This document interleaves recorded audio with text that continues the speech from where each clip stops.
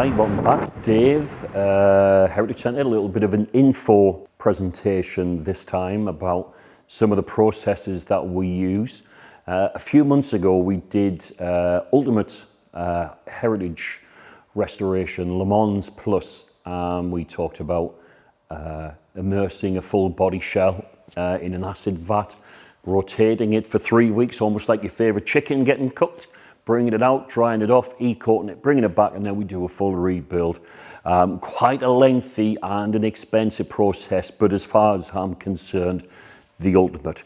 Well, we're going to talk about another process that we use as well. So during the extended lockdown period that the whole of the world went through, I didn't just sit at home kind of just scouring through the internet, swipe left, swipe right, and looking at all sorts of interesting things. I decided to start experiment with some of the processes that we can use in the business to speed the job up, or indeed do a better job and give you a better finish, which is what a lot of clients are after.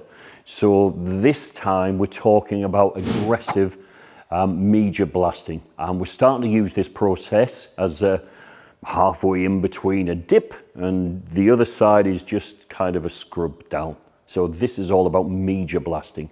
So what we've done is we partnered up with a national media blasting company who will come to us, take the body shell away, we strip the underside of it down, goes away to a specialist chamber where they encapsulate it, cover it in all sorts of wonderful bags and clearances, and then they'll actually use an aggressive media blast on the floor. Now, some of you might be saying, why do you use an aggressive media blast? What we're finding is if you don't get in and get that corrosion out, it's pretty much like going to the dentist, letting him find a filling, and what he does is he just puts a filling on top of what's going on, and then later on your tooth falls out because it's rotted from the inside. So this here shows what we do.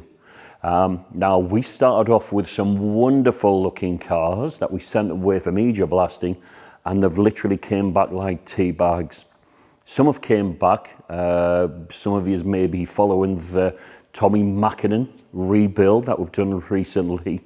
Pure cosmetic rebuild. There was no real corrosion as such on that vehicle.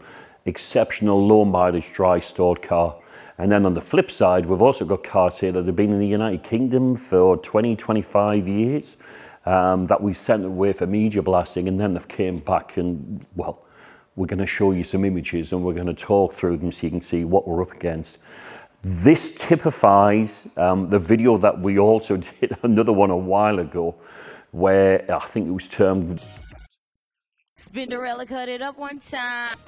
We showed you 3 examples of what can go right and what can go wrong. And with some of the ones that we've got here now, this is where we've got to make the uncomfortable call off to the owner and say, your car's back for media blasting, we think you need to come up and see us, or we're going to make a video and we're going to sort of send you over what you find. So media blasting gets in everywhere, it removes all of the rust.